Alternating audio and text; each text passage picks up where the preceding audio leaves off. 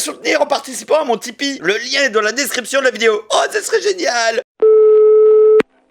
Ouais, salut Werdo, espèce de connard là. Dis, je viens de regarder ta dernière vidéo de répondeur là, je voulais savoir si ton histoire d'exposition là, c'était vrai ou c'était une connerie ou tu cherches à nous troller quoi. Bon allez, je te bise quand même quoi, connard.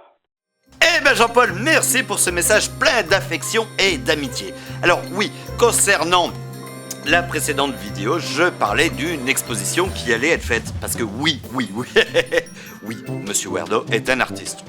Bon, j'ai pas un talent incroyable de ouf, mais j'ai réussi à trouver un lieu qui accepte d'exposer mes œuvres. Alors dans mes œuvres, il va y avoir à la fois des tableaux, ça te bouche un coin, et des sculptures. Alors des sculptures faites à base de résine. Ouais, là je me fous pas de la gueule du monde.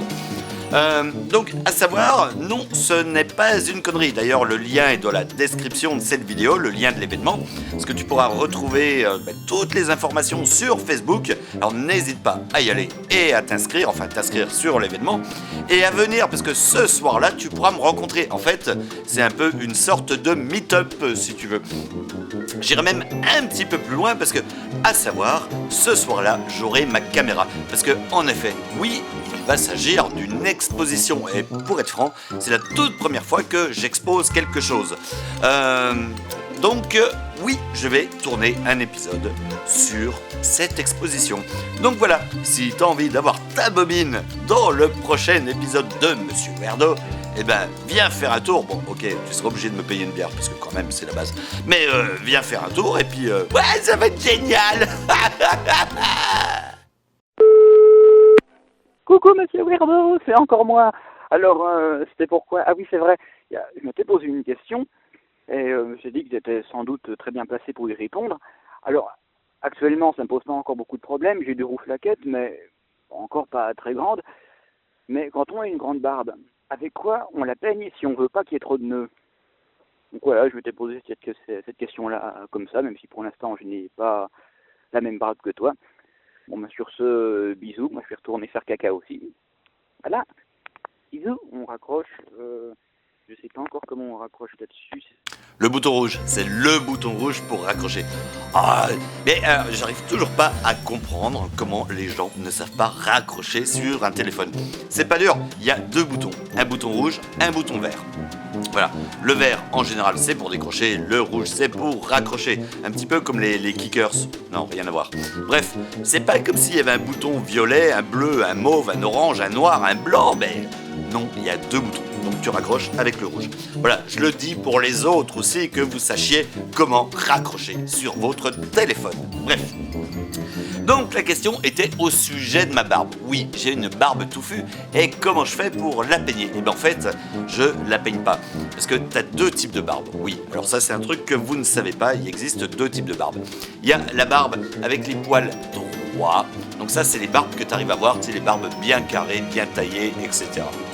Et après, tu as les autres barbes, comme les miennes, ce qu'on appelle les barbes en poil de cul.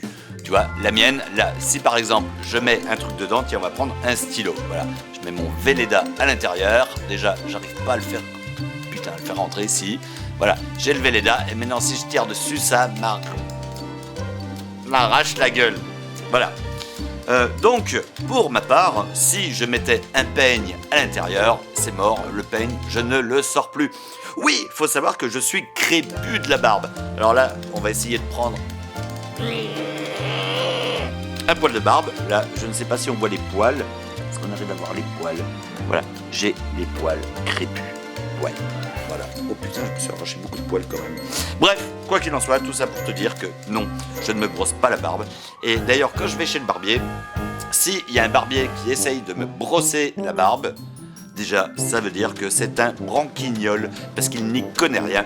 Moi, la barbe, on la taille, alors chez le barbier, on la taille un petit peu comme une haie. C'est-à-dire, tu prends un coupe barbe, un taille haie, enfin non, un taille barbe, voilà, et tu coupes. Et surtout, tu n'essayes pas de la peigner. C'est pas des cheveux, c'est de la barbe.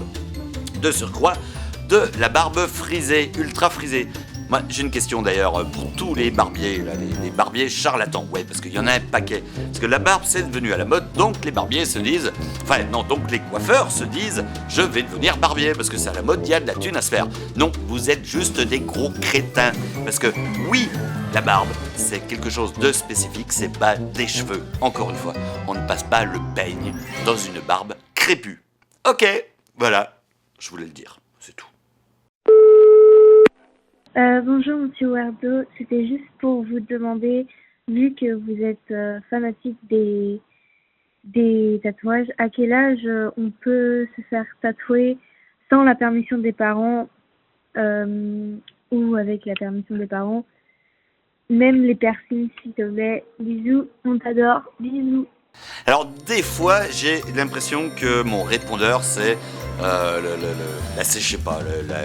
la détresse des gens. Alors, tu sais, moi en général, alors c'est un petit peu là comme si des personnes m'appelaient pour me dire « Ouais, salut Werdo, j'aimerais savoir quel est le prix du timbre. Werdo, dis-moi, j'aimerais savoir où est-ce qu'on peut acheter le meilleur bout de gruyère dans ma région à Nantes. » Enfin, ta région, je suis pas à Nantes. Bref, c'est pas parce que j'ai beaucoup de tatouages que voilà, je suis la meilleure personne pour conseiller. Parce que vous êtes nombreux à m'appeler aussi pour me dire « Oui, salut Werdo, je veux me faire un tatouage, j'aimerais un tribal avec un dragon, et vers qui il faut que j'aille. Il y a Freddy Tatouage là qui me propose un truc. » Non mais arrêtez de me poser ces questions-là. Bref. En plus, faut savoir que, tu sais quoi, j'ai 42 ans, donc si tu me poses cette question, ça veut dire que tu n'as pas l'âge pour te faire un tatouage encore. Et moi, les histoires légales de tatouage, à mon âge, je m'en branle. Et quand je m'en branle, je dis ça, enfin je dis pas ça parce que je me masturbe aussi. Enfin si, quand madame est pas là, des fois je me masturbe. Enfin même des fois quand elle est là aussi parce qu'elle aime bien ça. Bref. Voilà, tout ça pour dire. Mais je vais quand même répondre à ta question. Et en plus, j'y avais déjà répondu. Donc, toi, petite chenapan, oui, Alison, déjà, tu n'es pas une fan fidèle. Si tu étais une fan fidèle, tu aurais regardé les autres messages répondeurs et tu aurais... Ah, c'était dur à dire. Et tu aurais eu la réponse à ta question. Alors, déjà, avec autorisation parentale, tu ne peux pas te faire tatouer en dessous de 16 ans. Et encore une fois, à 16 ans, c'est sous autorisation parentale. Idem pour les piercings. Alors, si t'as des parents un petit peu trop cons pour accepter que tu te fasses tatouer, dans le cul, la balayette, va falloir attendre 18 ans. Et attention, ça j'y tiens. Parce que tu vas toujours trouver un tatoueur qui va te dire « Oui, bon, allez, t'as 15 ans, c'est pas grave, je te tatoue. » Alors, dans ce cas-là, barre-toi en courant, parce que ça veut dire que ton tatoueur, c'est un sacré charlatan. Et je peux te dire qu'il y en a un gros paquet en France. Voilà, je crois avoir répondu. Bisous. Salut Monsieur Werdo, je suis un de tes abonnés. Écoute, voilà, je te laisse ce message vocal pour te dire comme quoi vocal. Ce que tu fais, c'est super. Vas-y, continue comme ça, tu me fais super rire. Et j'avais deux petites questions à te poser. La première, c'était si un jour tu comptes faire des rencontres abonnés. Et la deuxième, c'était pour savoir par rapport au niveau des tatouages. Parce que je débute seulement dedans, tu vois. J'en ai encore jamais fait. Et je voulais savoir le mieux, ça serait de commencer avec quoi et quel endroit. Donc voilà, merci. Bon les gars, là, stop avec les tatouages, mais je sais pas, t'as envie d'un tatouage, tu vas te faire un tatouage. Je me demandais c'est quoi le mieux. Fais-toi une bite. Moi je trouve ça génial. Tu vois, les goûts et les couleurs. Il y a des gens qui vont dire ouais, une bite c'est génial, et moi je te le dis, une bite c'est génial. Une grosse bite tatouée. Il y a d'autres personnes, je suis sûr que si tu demandes à ta mère va te dire oui, non, une bite tatouée c'est peut-être un petit peu too much. De surcroît sur l'emplacement. Moi si tu me demandes, donc on reste sur l'idée de la bite tatouée, et je te dirais, fais-toi tatouer une bite sur le front. Allez, on reprend ta mère à nouveau, enfin... Non, il n'y a rien de sale que je dis, on reprend ta mère. On reprend l'exemple, si tu demandes à ta mère, et ta mère va te dire, ça, j'en suis sûr, elle va dire, alors, oui, la bite tatouée, donc c'est un petit peu too much, je l'ai déjà dit, mais sur le front, c'est peut-être un petit peu too much, quoi. Voilà. Donc, encore une fois, les goûts et les couleurs, ça ne se discute pas. Donc, je ne suis pas la personne la mieux placée pour te dire où te faire tatouer. Bref, ensuite, il y avait une autre question et je me rappelle plus. Allô, monsieur Werdo? Bon, c'est la troisième fois que je t'appelle cette semaine, il faudrait que je me calme un peu. En fait, je m'étais posé une grande question existentielle que j'avais envie de te poser. Si on se met du liquide vaisselle sur l'anus et qu'on pète un grand coup, est-ce que ça peut faire une bulle? Voilà, je m'étais posé la question, donc voilà, c'est fait. Bon, je vais raccrocher maintenant parce que je mets toujours du temps à trouver le bouton. Bisous. Rouge, le bouton rouge. Faut raccrocher. Ouais. Le bouton rouge. Ah putain. Bon, vous avez tous un problème avec ce bouton rouge. Alors, merci pour cette question. J'adore ta question, Jean-Paul.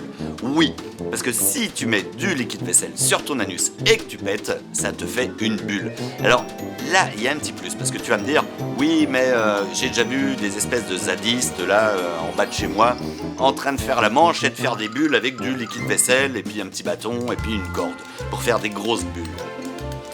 Là où tu peux faire mieux que les zadistes qui sont en train de faire ça, c'est que toi, grâce à ton anus et ton liquide vaisselle, non seulement et d'une, tu vas faire des bulles, ça, c'est indéniable, essaye, tu verras. Et de surcroît, les bulles seront remplies de paix. Le paix, qu'est-ce que c'est? C'est ni plus ni moins que du méthane. Le méthane, ça brûle. Donc tu peux faire des bulles qui, avec un briquet, s'enflamment. Là, on est dans la pyrotechnie et ça rigole pas du genou. Hésite pas, et si jamais tu testes le liquide vaisselle sur ton cul pendant que tu pètes avec un briquet, moi je veux voir. Et je pense que tout le monde, oui. Là, tous ceux qui nous regardent ont envie de voir. Enfin, moi le premier en tout cas. Salut Monsieur Weirdo. Écoute, c'était avant tout pour te dire que, comme d'habitude, tes vidéos sont absolument de qualité, ça me fait extrêmement rire. Et surtout quand je suis extrêmement bourré. Alors ouais, là je t'envoie ce message, il est 7h42, mais c'est parce que j'ai fait un apéro qui a duré un petit peu trop longtemps, et que je viens juste de rentrer, et que en attendant de me faire à manger, la prononciation est difficile, je me suis regardé de tes vidéos, et comme d'habitude, alors l'épisode sur le Glibby Slime, chaque fois je me dis, oh la solitude quand même, parce que putain, t'as dû tellement galérer pour nettoyer. Alors je pense à tes pantoufles en plus. Est-ce que tu as pu les nettoyer finalement? Est-ce que ça passe à la machine les pantoufles? Ça j'aimerais bien le savoir. Peut-être une réponse sur Weirdo te parle pendant un épisode de tes répondeurs. En tout cas, merci pour les fous rires. Merci beaucoup pour un célibataire endurci avec son vieux chien. Et je te souhaite une bonne journée du coup. Bisous et caca! Alors Jean-Paul, merci pour ton message, merci pour ton soutien. Oui, le Glibby Slime, j'en ai chié. J'en ai vraiment chié parce que pour nettoyer, c'était la merde. Et comme j'ai déjà dit, en gros, à nettoyer, tu vois, par terre, tu avais 2 cm de merde gluante. C'est un petit peu comme si tu avais 2 cm de blanc d'œuf au sol. Et alors toi, tu ne sais certainement pas ce que c'est parce que je ne pense pas que tu nettoies du blanc d'œuf au sol. Mais toutes les meufs qui nous regardent actuellement, qui font un peu de cuisine et qui ont déjà cassé un œuf par terre, savent ce que c'est. Le blanc d'œuf au sol, c'est la merde à nettoyer. Alors, pour répondre à ta question concernant les pantoufles, ouais, j'ai niqué mes pantoufles. Et j'étais bien deg parce que c'était des pantoufles qui étaient neuves. Oui, elles étaient toutes neuves. En fait, c'était un cadeau. Faut savoir que les pantoufles, alors, des pantoufles de qualité, parce que là c'est des charentaises, des vraies charentaises qui viennent de Charente. Et les pantoufles de qualité peuvent être passées à la machine à laver, du moins c'est ce qu'on m'a dit. Alors évidemment heureux, oui moi monsieur Weirdo j'étais heureux, j'ai pris mes pantoufles, je les ai mises à la machine à laver, j'ai lavé le tout pour enlever la saloperie gluante qui était dessus. Ensuite, les pantoufles, je les ai fait sécher sur le radiateur, bien entendu, parce que c'est des pantoufles en laine quand même. Même la semelle est en laine, il faut savoir. Et là, le problème, c'est que mes pantoufles qui étaient toutes neuves, donc mes pantoufles, chose du 41, ouais, faut savoir 41. Et mes pantoufles toutes neuves, une fois que j'ai essayé de les remettre, je n'ai même pas pu rentrer le pied dedans. Ouais, elles avaient rétréci. Alors on te dit que tu peux les passer à la machine à laver, mais en réalité, allez vous faire enculer les fabricants de pantoufles parce que c'est faux. Oui, c'est faux. Alors si, je l'ai passé à la machine à laver, elles sont propres, mais maintenant c'est des pantoufles de nain. Alors, les pantoufles maintenant valent à peu près l'équivalent en pointure de 39. Et au plus grand bonheur de ma chérie Anna, puisqu'elle chose du 39 et aujourd'hui c'est devenu officiellement ses pantoufles. Alors qu'à la base, je les kiffais à mort et elles étaient pour moi. Voilà. Salut Monsieur Weirdo, donc je voulais te poser une petite question. Donc c'est Lyotos et je voulais savoir en fait pourquoi tu avais des violons attachés à ton plafond et des guitares attachées au mur. Bref, sinon en tout cas tes vidéos s'enchaînent relativement bien. Elles durent assez longtemps, mais en fait on peut les regarder sans se lasser, donc ça c'est pas mal. C'est une bonne vidéo. Voilà, allez, ciao. Alors, pour répondre à ta question, Jean-Marie, c'est très simple. Alors, les guitares au mur, c'est parce que moi, je fais un tout petit peu de musique, mais je suis aussi avec mon coloc Naked Tattoo Guy. T'en as déjà entendu parler, et si t'en as pas entendu parler, va écouter, il y a le lien là dans la description. Bref, mon coloc est musicien. Donc, par le fait, il a beaucoup d'instruments. Alors, il n'y a rien de plus chiant que d'avoir des instruments dans des housses, parce que quand t'as envie de prendre un instrument, faut aller chercher la housse, etc., etc. Là, les guitares sont sur le mur, c'est ce qui est le plus simple parce que la guitare tu peux la prendre, tu la décroches et tu joues avec. Voilà, en fait c'était un peu une question de merde pour les guitares. Concernant les violons, oui en effet j'ai des violons au plafond qui sont là. Pourquoi il y a des violons au plafond ?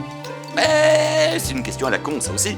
Tout simplement il n'y a plus de place sur les murs parce qu'il y a des guitares de partout. Donc qu'est-ce que j'ai fait ? Les violons je les ai mis au plafond parce que ouais il n'y a plus de place ailleurs. Voilà. C'est clair. Caca. Moi aussi, je suis au shot et je profite de ce moment pour te poser une question. La clope, tu la fumes après, pendant ou avant la bière?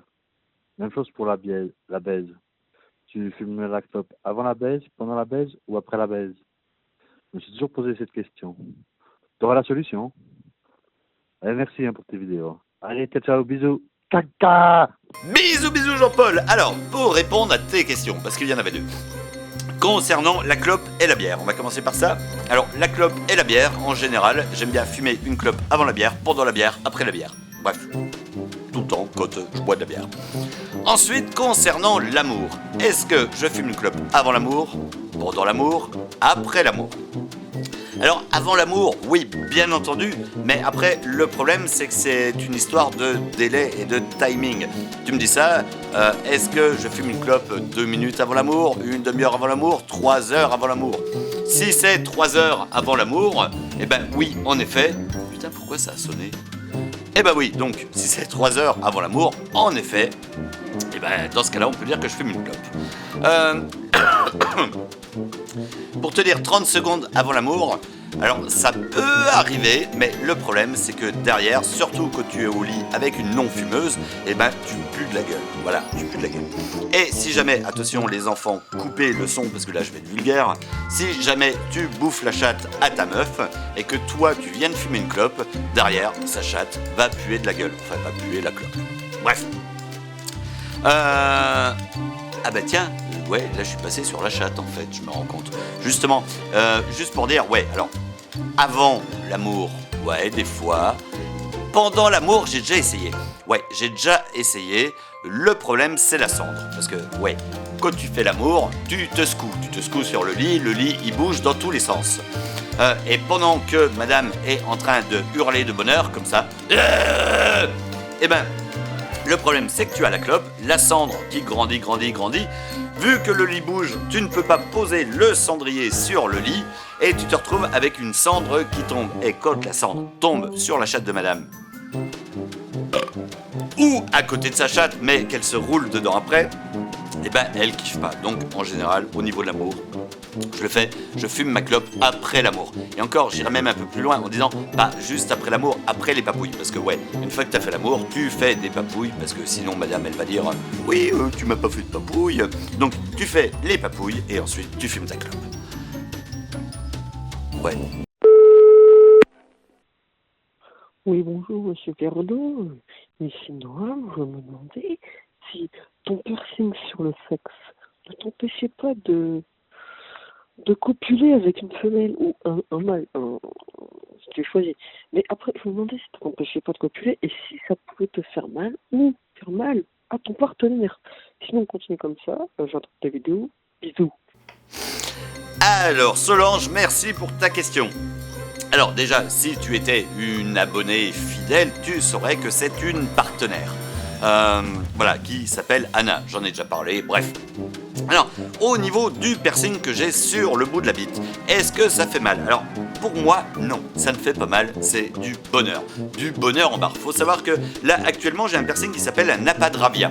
Un apadravia, c'est un piercing où tu as la barre qui traverse intégralement le gland en passant au centre par l'urètre. Ça, c'est l'apadravia. D'ailleurs, il est en 6 mm d'épaisseur, donc c'est quand même un truc assez costaud. Oui, c'est un piercing fait pour niquer les dents de la personne qui te suce. Ouais, parce que ça, on n'y pense pas assez, mais les piercings, pour se faire sucer, c'est pas top. Alors, dans mon cas, donc, c'est nickel. Faut savoir qu'avant, j'avais ce qu'on appelle un Prince Albert. Alors, le Prince Albert, c'est un anneau que tu rentres, enfin, qui rentre à l'intérieur de l'urètre et qui ressort en dessous, à la base de ton frein. Alors, il faut savoir que le Prince Albert, contrairement à la Padravia, lui ne fait absolument pas mal quand tu le fais. Parce que entre l'urètre et le dessous de ton gland, la couche de peau est quand même extrêmement fine. Donc tu ne sens rien. Faut dire ce qu'il y a, tu ne sens absolument rien. Voilà. Le problème du Prince Albert, c'est que c'est un anneau. Et un anneau, eh ben, le matin, de temps en temps, tu as extrêmement mal. Parce que l'anneau, lui, comment expliquer ça? L'anneau, de temps en temps, ben, il bouge. Ouais, il bouge autour du gland. Et quand tu es en train de bander, il n'y a pas de problème, il est tout droit. Mais quand tu as une bite rikiki et minuscule, genre la nuit quand tu dors, parce que la nuit tu bandes rarement, tu bandes le matin mais pas pendant la nuit. Donc ça arrive que pendant la nuit, l'anneau se mette autour du gland. C'est en fait derrière le gland, c'est qui se tourne et qui se mette sur le collier. Il y a un nom, enfin le truc, le champignon. Alors il se met là, il n'y a pas de problème parce que tu as le gland tout mou. Mais le problème c'est le matin au réveil, quand tu as l'érection matinale, ton gland devient énorme et là, ton piercing, ton anneau est coincé derrière la collerette du gland. Et ça fait super mal. D'ailleurs c'est pour ça que je n'ai plus de Prince Albert, que j'ai fait un apadravia. Donc maintenant pour répondre à la suite de la question, est-ce que ça fait mal à la partenaire? Alors le Prince Albert, donc l'anneau, je rappelle, lui, alors ça c'est un truc qui est très joli, le Prince Albert, mais c'est quelque chose qui en effet est très désagréable lors de la pénétration, que ce soit anal ou vaginal, en général ça fait mal, ça racle. Concernant l'apadravia, alors s'il est assez gros, s'il est boule, parce que le piercing, au bout de chaque bout du piercing, t'as une boule en métal. Si les boules sont assez grosses, ça ne fait pas mal. Dans mon cas, j'ai des boules qui sont plutôt grosses. Vu que la barre fait 6 mm d'épaisseur, les boules font 1 cm de diamètre. Donc j'ai une boule d'1 cm au-dessus du gland et en dessous du gland. Plus les boules sont grosses, moins ça fait mal. Bon, faut savoir que la personne doit quand même avoir une chatte un petit peu développée parce que sinon ça coince quand ça entre. Alors, ça ne fait pas mal, sauf que là, je sais qu'il y a une personne qui est en train de bondir en regardant ma réponse. Oui, chérie, ma chérie est en train de bondir, je pense, je suppute. Oui, alors ça ne fait pas mal, sauf si tu y vas comme un porc et que tu la bourrines façon marteau-piqueur non-stop. Et là, ouais, elle peut avoir une fissure vaginale. Et je sais de quoi je parle. Eh ben merci à tous d'avoir regardé à nouveau cette petite vidéo de messages répondeurs. Moi je vous dis à très bientôt parce que des messages répondeurs, j'en ai un stock pas croyable. Voilà, certains qui sont récents, d'autres un petit peu plus vieux, mais je les mets de côté pour y répondre. Et si jamais tu as une question aussi et que tu veux m'appeler, eh ben le message est dans le numéro de téléphone est dans la description de cette vidéo. Voilà, eh ben n'hésite pas, mais seulement si tu as un truc intéressant à raconter, parce que sinon, ferme ta gueule. Voilà, merci, à bientôt. Et surtout, n'oublie pas de t'abonner sur la chaîne principale de Monsieur Weirdo, parce que... je sais pas pourquoi en fait. Si, parce que c'est génial. Ouais, c'est génial. Allez, bon.